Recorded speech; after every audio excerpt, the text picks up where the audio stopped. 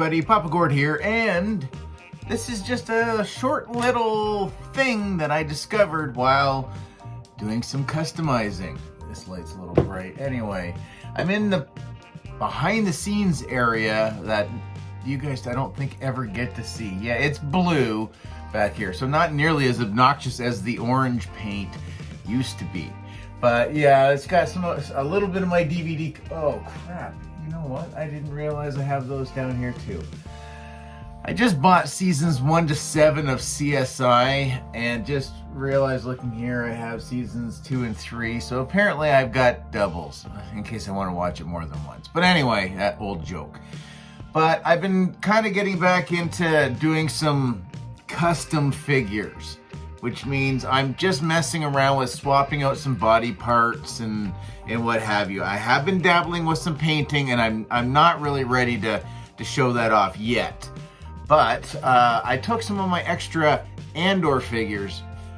I don't have a problem with the Andor figures that are out right now, but I just wanted, I had extras, so figured I'd crack them open, see what I could do, see if I could switch a few things up, and I did.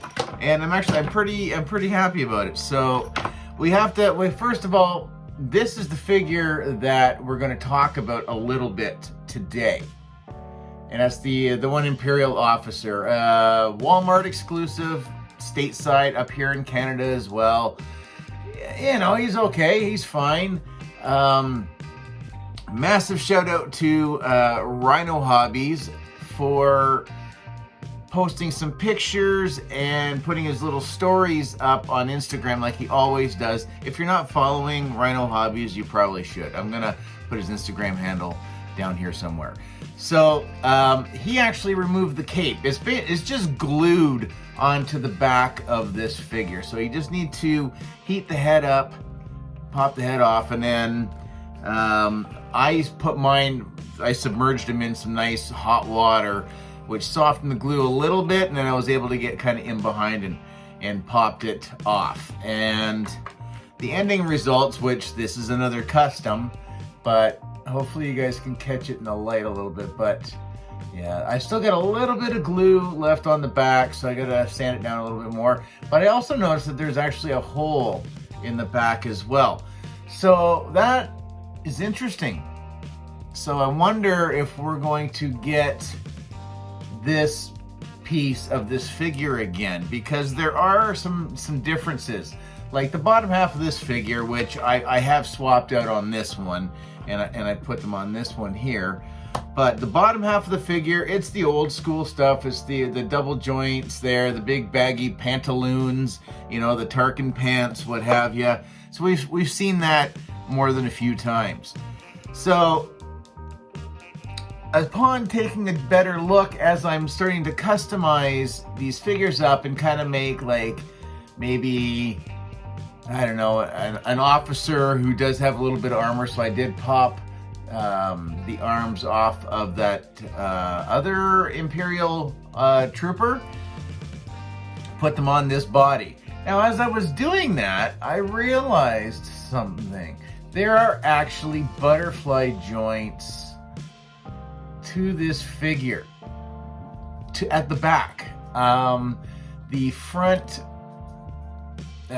panel piece, it's hard. It's not moving anywhere. So there's really, well, you know what? No, there is a bit of a butter at the front as well. But I don't get why a figure that you are selling, Hasbro, like this, that you've glued the pylon, the traffic cone to this figure, why give that figure butterfly joints if by whatever standards you don't pull your figures apart? Nobody would have ever known that they were butterfly. Like, you seriously could put these guys, you could put his hand over hand and put them in binders, or that is very impressive. Just a little bit of a shame that it gets lost behind the cape. So just putting it out there. I don't recommend, well, not recommend, maybe that's the wrong word to use. It's up to you on what you do with your collection. whether or not you want to practice doing some weathering and some scuffing and marking the figures up, that's something as well. Getting into doing some painting and whatever else, same thing.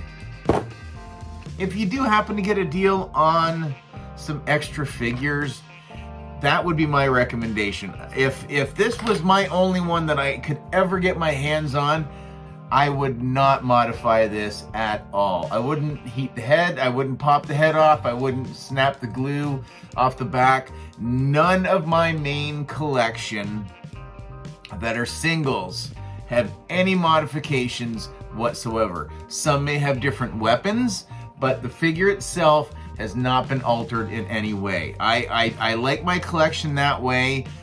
So if I get a good deal on some, extra bits, like you guys saw, I made a Hoth pilot wedge.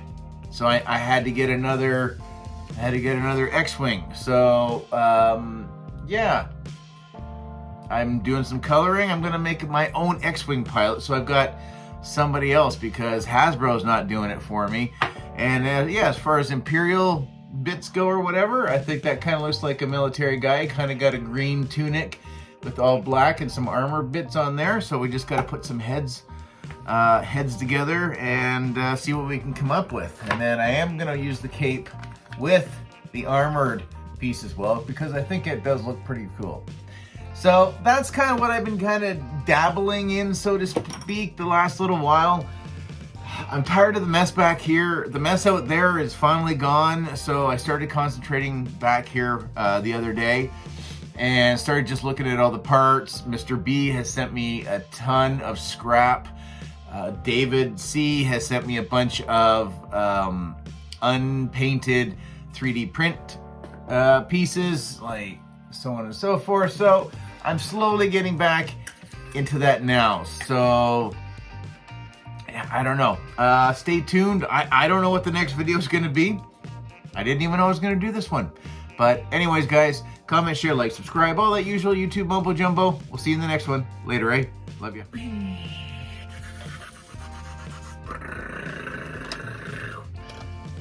Ooh, right, missile. Nope, wrong button. This one? Ah, right here.